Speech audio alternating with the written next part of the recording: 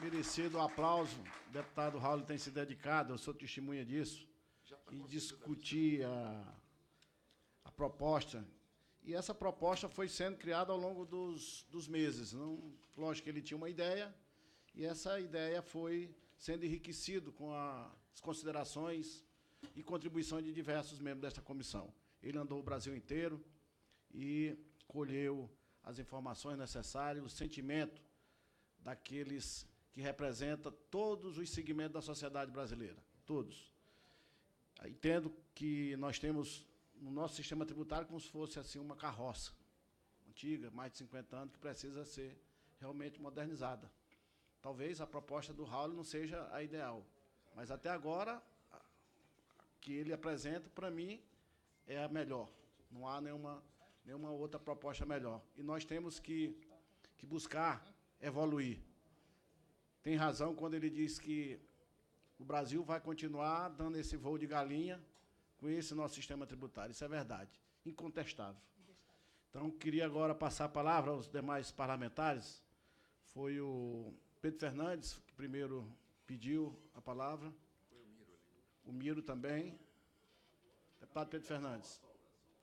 Senhor presidente, senhor relator, eu queria, na realidade, dar um testemunho aqui do empenho do deputado Raul, que andou esse país inteiro, discutiu com todos os segmentos da sociedade.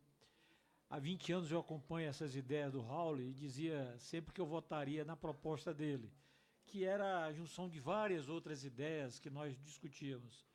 Eu tenho certeza que a saída do Raul ao governo de transição, à equipe de transição, mostrou para lá que a casa tem um projeto pronto.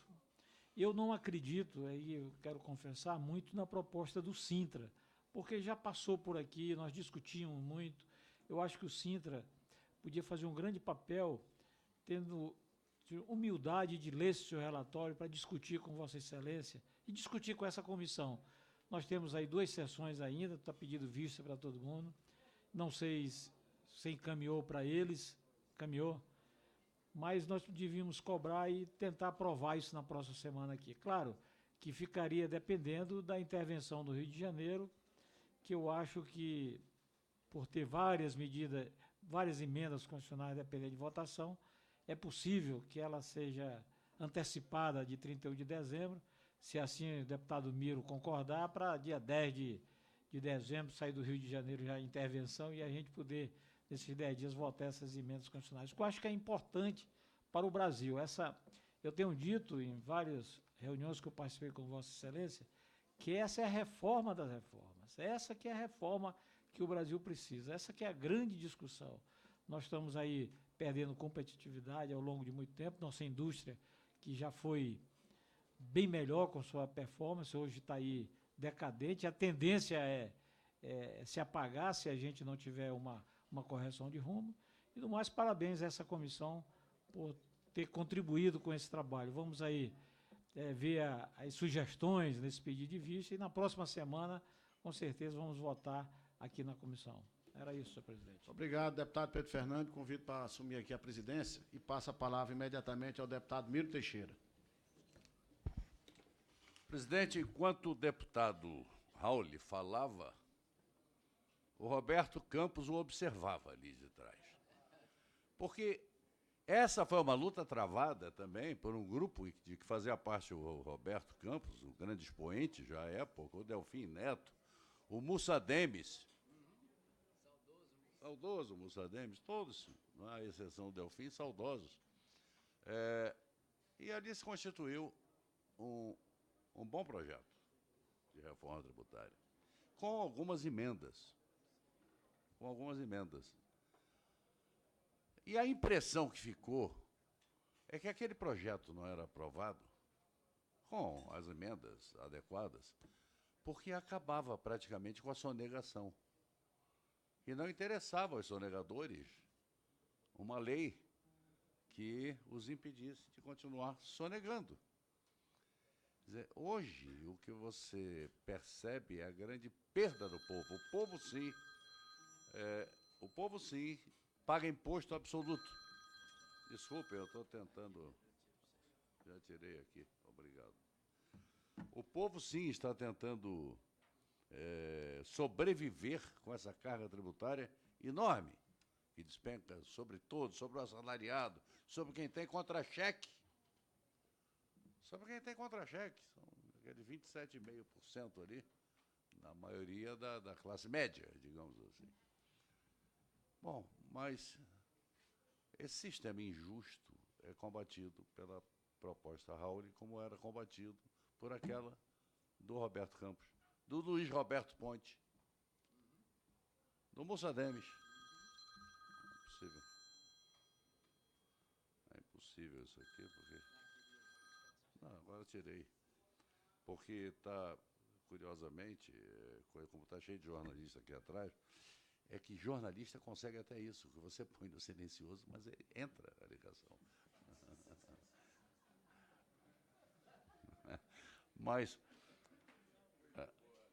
Mas tudo isso, Raul, foi visto aqui. E o que eu temo é que, sob as mais aparentemente louváveis intenções e palavras, se barre esse seu projeto. Porque ele não privilegia o sonegador. Ele privilegia o cidadão, que está na ponta do consumo e que pode ter um produto mais barato. Ele privilegia o produtor, que deixa de pagar impostos escorchantes. Portanto, alertem-se todos, porque as reações podem vir sob a forma de apoio. Suaves. Ah, vamos ler, vamos estudar um pouco mais.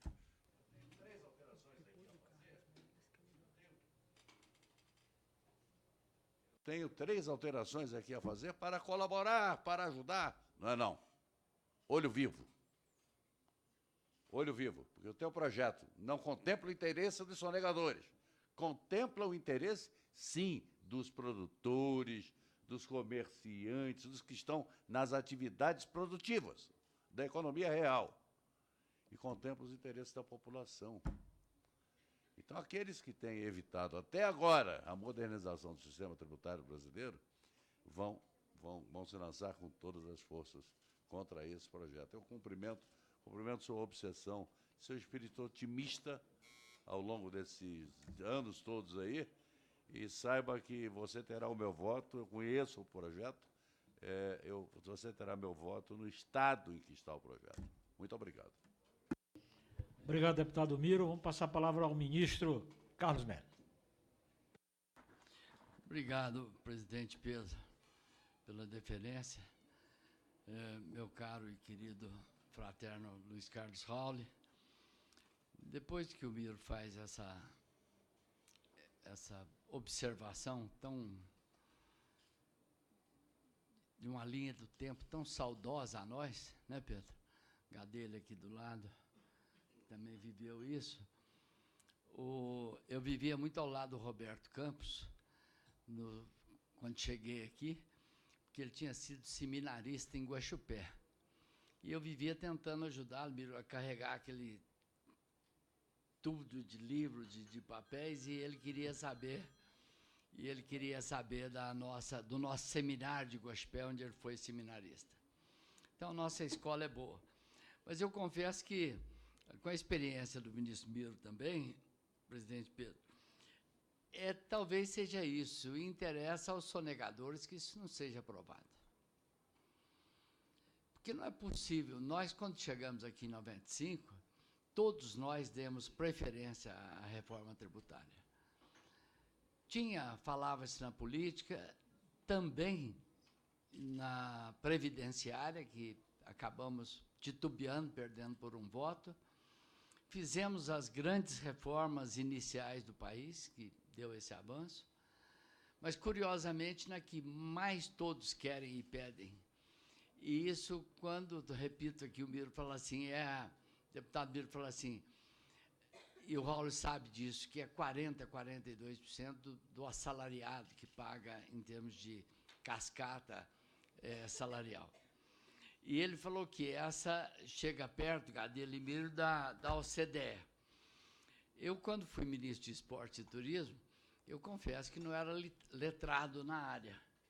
E deparei com o negócio do passe do Ronaldinho Gaúcho, do Grêmio para o Barcelona, por um absurdo de dinheiro, e tinha 6 mil jovens fora do Brasil, e a lei do passe, o Zico tentou, o Pelé tentou, o Maguito ajudou, e foi preciso de um mineiro bobo que não sabia nada dessa área. Eu chamei a McKinsey, chamei a Dom Cabral, falei, vamos reestruturar isso tudo, e falei, para onde vão os jogadores? Olha, 99% para a comunidade europeia. E como é que eles resolvem esse problema do passe? Aí, olha, o estatuto da UEFA é o melhor. Eu falei, rapaz, dá para copiar isso login? De 2000 para cá, vocês vão ver que não tem mais nenhum problema de passe de jogador de futebol. Coisa estranha ou memorável, não tem nenhum problema mais. Negócio da Copa do Mundo, sobe time, tira time, desce time, regras claras. Isso acabou também. Campeonato.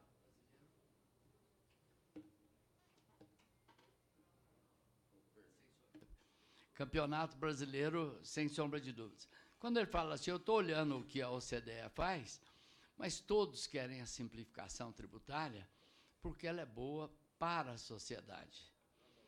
E, nesse aspecto, Raul, eu tive a felicidade de presidir a comissão especial do Simples, do Super Simples, e tive a maior felicidade ainda de escolher como relator. Você fez o início da reforma tributária ali, na Lei Geral da Micro e Pequena Empresa. Olha o que deu de empregos, o que deu de arrecadação, o que isso melhorou o país.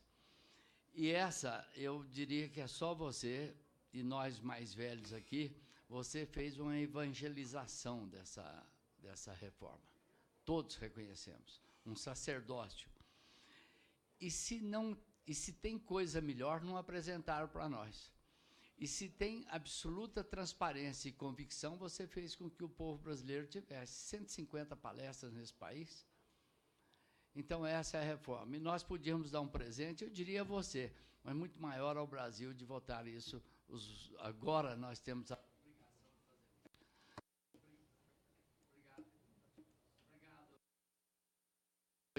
Obrigado, presidente Pedro. Parabéns, deputado Raul, e os companheiros aqui que estão conosco. Obrigado. Obrigado, deputado e ministro relator. E também foi presidente, uma outra, né? Era o Mussa Demes que tentava conduzir esse processo aqui.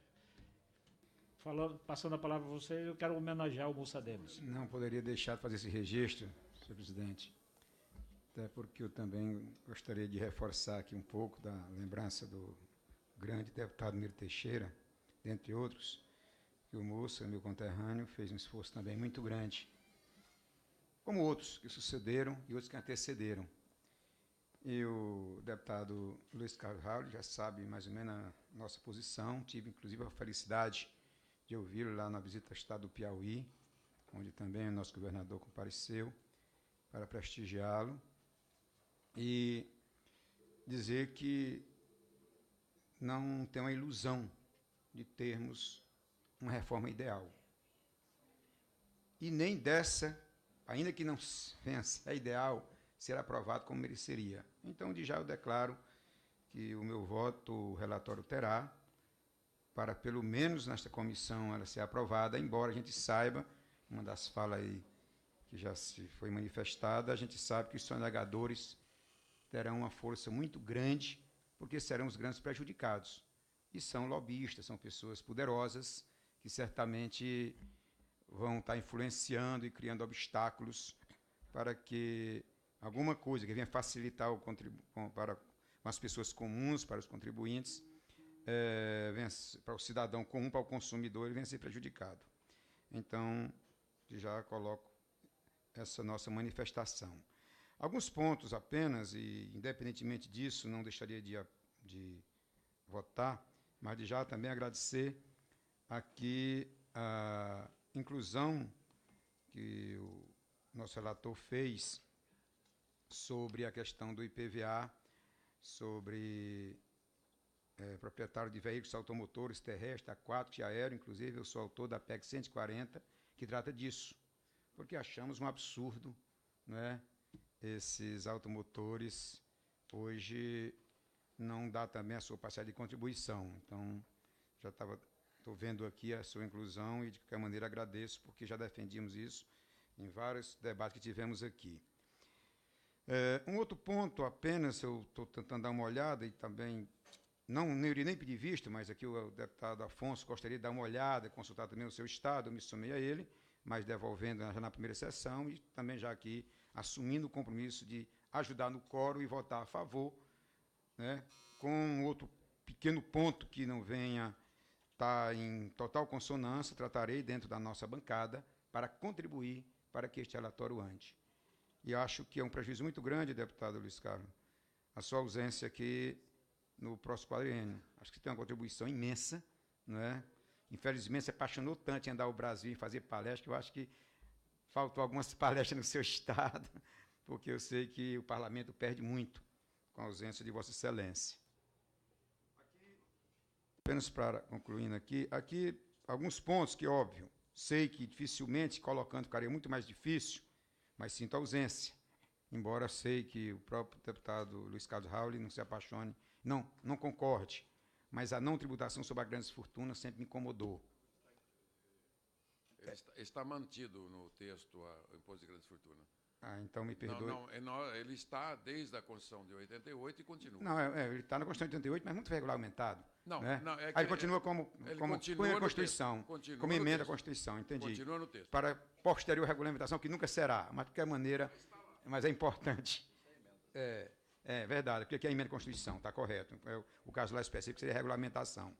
Um outro ponto que, apenas para dar uma olhada, e acho assim, uma das coisas absurdas que nós temos no nosso país, e aqui até se coloca o novo imposto de renda, o modelo de imposto de renda vigente, como toda a forma de tributação desse país, é uma lástima. Mas nós temos 26 milhões de contribuintes, onde praticamente a metade desses contribuintes ganham 5 salários mínimos. Isso é uma maldade, com uma redução mínima que você viesse inocentar e tributar as pessoas que ganham mais, certamente haveria uma compensação, distribuição melhor de renda. Então, são fatores pontuais.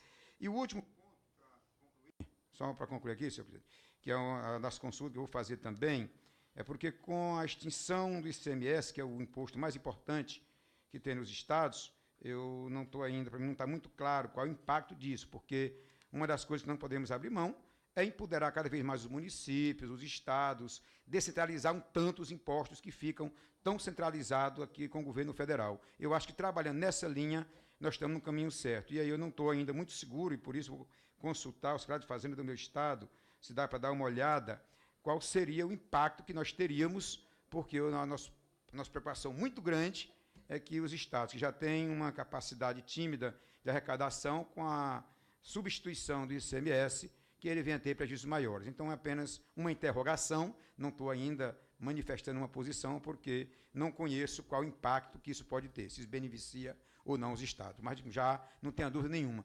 Não estou dizendo, nós não vamos ter um projeto completo, ideal, nunca teremos, mesmo esse que não seja. Eu não tenho grandes ilusões, mas vamos fazer a nossa parte. Da minha parte, eu vou votar a favor desse relatório. É só uma pequena explicação. Na viagem que eu fiz para o Nordeste, foi unânime o secretário, o próprio presidente do Confasa, o André Horta, começou. E aí a gente gostaria de ouvir essa questão do destino, porque nessa campanha eleitoral eu ouvi muito o candidato Alckmin dizia que era favorável a essa mudança do IVA. Por favor. Obrigado, senhor presidente. Boa tarde a todos. Boa tarde ao nosso relator, o deputado Rauli. Eu sou de São Paulo, mas represento todos os brasileiros como os colegas aqui. Mas, primeiro, Rauli, dar os parabéns a você pelo seu esforço. Todos nós somos testemunhas da sua luta. Você é um mosqueteiro da reforma tributária e acredito que você está na direção correta. Eu só queria fazer umas considerações e colocar aqui um questionamento a você. Primeiro, na minha humilde opinião, nosso grande ônus, né, na verdade, é o equívoco da Constituição de 88, que, na verdade, restabeleceu todos os princípios democráticos, todos os direitos individuais, e aí é ser elogiável, mas ela cometeu um grande equívoco no capítulo econômico. Ela custa hoje 40% do PIB, 32% de arrecadação, mais 8% de déficit, E, na verdade, não existe nenhum país do mundo que se desenvolveu com a nossa renda, com o nosso nível educacional, com mais de 22%, 23% do PIB. Ou seja, não fecha a conta. Nós não vamos crescer de forma sustentável nunca, né? Eduardo, mas parte desses 40% são decisões judiciais. Ora, se um juiz determina que um auxílio moradia, que não está previsto em lei, pode ser dado, obviamente, tem guarida na Constituição que esse juiz tenha poder de dar essa liminar. Então, a CF de 88 é a grande responsável para que nós tenhamos um gasto de 40% do PIB, né? Então, enquanto o Brasil não tiver, obviamente não vai ser a curto prazo, uma carga de 22%, 23%, com esse nível educacional que nós temos, ou seja, com a produtividade individual de cada um de nós, não haverá crescimento sustentável. Mas é óbvio que a nossa obrigação, a obrigação dessa geração, é darmos um espaço à frente, um step. Então, acredito que a fórmula o caminho é o que o deputado Raul está propondo. Eu, pessoalmente, preferia partirmos para uma reforma 4.0, né? Ou seja, o modelo atual está sendo melhorado em relação ao que tem no mundo, que a gente chama de 3.0, né? Eu preferia um novo modelo, mais radical, para pegar as novas atividades econômicas, como o mundo da internet. Para isso, teria que ser uma contribuição financeira, e não nesse modelo, digamos assim, de 20, 30 anos atrás. Mas é impossível o Brasil dar esse salto, né? Porque a mudança seria muito radical. Nós temos grandes gastos sociais amparados que não podem ser descontinuados. Então, nós vamos ter que fazer essa transição, na minha opinião, vai demorar 10 a 20 anos, né? Acredito que esteja na direção correta. Para esse momento, não é possível nós fazermos essa transição com a nossa cultura, com a produtividade individual, com o baixo índice de escolaridade, de forma mais radical. Ao deputado Raul, eu só queria fazer só para justificar, algumas pessoas devem questionar, mas, Eduardo, os nórdicos têm 40% de carga tributária, 36%, é importante lembrar. Suécia tem 10 milhões de habitantes, Dinamarca 5 milhões, Noruega 5 milhões, Finlândia 5 milhões, né? Eles optaram em ter uma carga tributária mais alta depois de ter uma alta produtividade. Eles tinham excesso de produtividade individual. E aí eles tomaram a seguinte decisão: olha, parte desse excesso eu quero ter serviços comuns. Eu quero ter uma saúde de qualidade comum e não individual, como é no Americana. Eu quero ter um sistema de previdência bastante aquinhoado, né? Então, foi uma decisão após eles adquirirem produtividade. Então, não dá para comparar países continentais como o Brasil. E países do nosso tamanho, Índia, México, países que estão em fase de transição, todos eles têm uma carga tributária de 18% a 22%. Então, não haverá como chegarmos a sermos um país desenvolvido com essa carga tributária. Mas, deputado Raul, eu só tenho que elogiar porque é muito difícil chegar num texto razoavelmente de consenso, como o senhor conseguiu, com todos esses entraves que nós temos. Então, primeiro, eu também pretendo apoiar esse relatório, e eu queria só deixar um questionamento. O senhor falou, meu colega, o senhor falou em imposto sobre consumo, não é? Só que, nas etapas, me parece que ele continua sendo cobrado na origem, não é isso ou não? Esse novo IVA, em que pese ele ser um IVA, ele vai ser cobrado em etapas, ou seja, todas as etapas serão cobradas, você está dizendo sobre o consumo, mas como ele está sendo cobrado na origem de cada etapa, ele não é imposto sobre consumo, ou não é imposto sobre consumo clássico, que, na verdade, seria cobrado por quem paga, ou seja, o consumidor na outra ponta. Em que pese todos os impostos são sobre consumo, mas eu estou dizendo a forma de tributação. Isso, para mim, não está bastante claro, e se você puder depois esclarecer. Mas isso não tira nada do brilhantismo do seu esforço e logicamente, acredito que é melhor de dar um passo seguro do que tentarmos uma coisa mais radical. Muito obrigado. Para não ficar distante o questionamento, eu solicito... Esse é o ponto central. São 3 corações. Comunicamos que o texto e a nota explicativa já estão disponíveis na página da comissão na internet. Eu quero passar a palavra agora, antes de chamar aqui o deputado Hildo para reassumir, o deputado Marcondes Gadelha. Senhor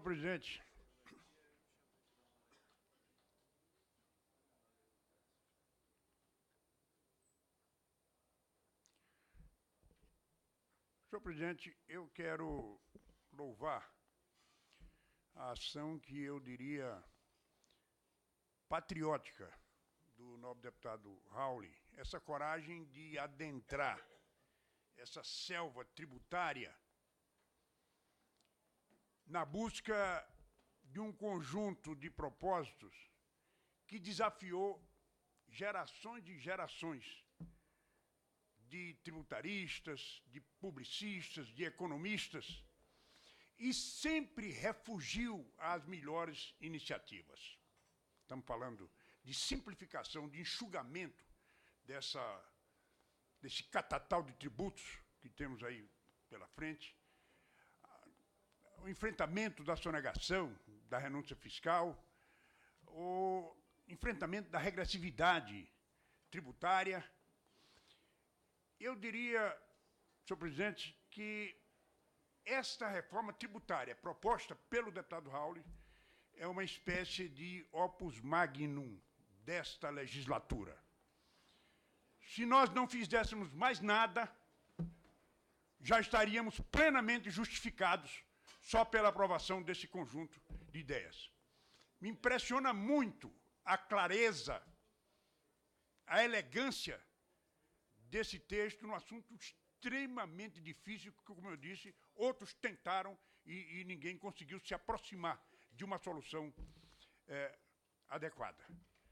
Então, eu acho que nós estamos diante de um momento importante de grande significado histórico na vida econômica e social deste país.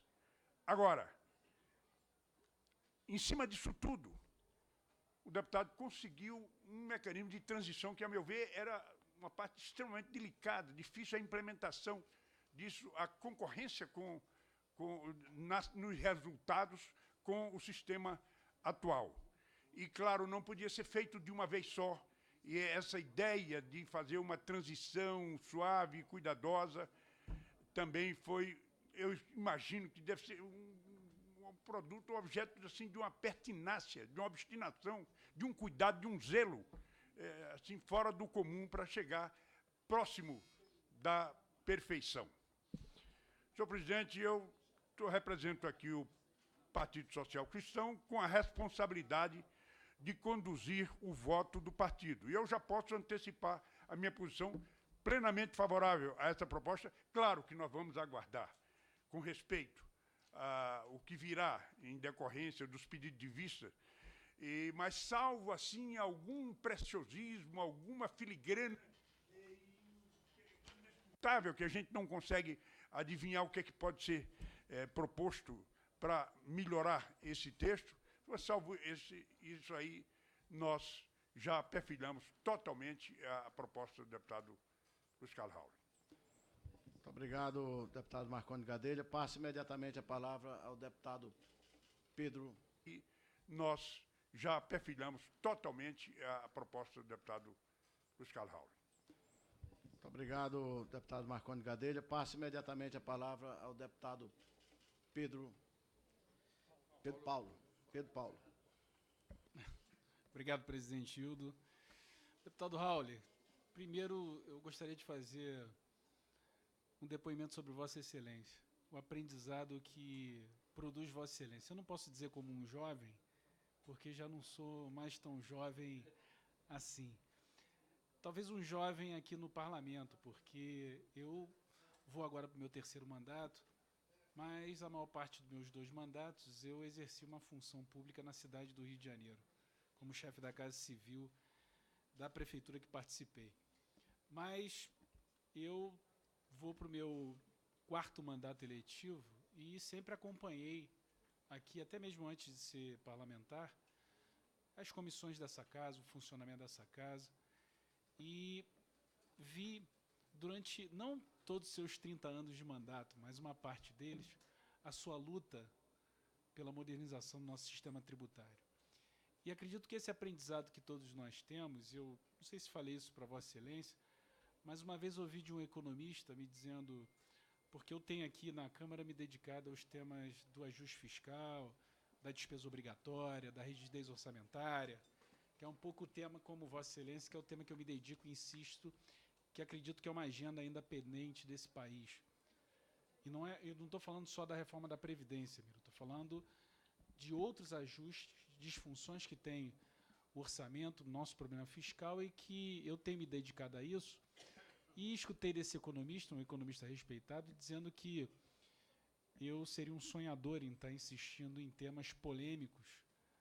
E, quando ele falou isso, ele citou Vossa Excelência para mim, falou assim, olha, o Luiz Carlos Rauli, há tanto tempo tentando uma reforma tributária aqui e não conseguindo êxito.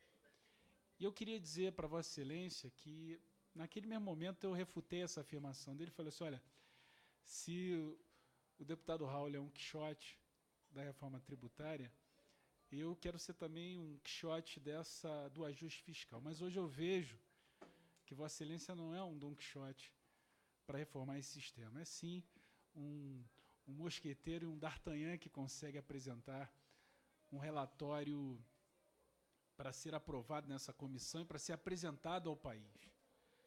Acredito que realmente o país perde, o parlamento perde, com a ausência de Vossa Excelência no próximo mandato, na próxima legislatura, mas acredito que se o presidente atual tivesse juízo, ele chamaria para uma função da dimensão que o senhor merece, um ministério ou uma Secretaria Nacional de Reforma Tributária, e colocaria Vossa Excelência para que pudesse continuar a sua luta para que nós aprovássemos essa modernização do sistema.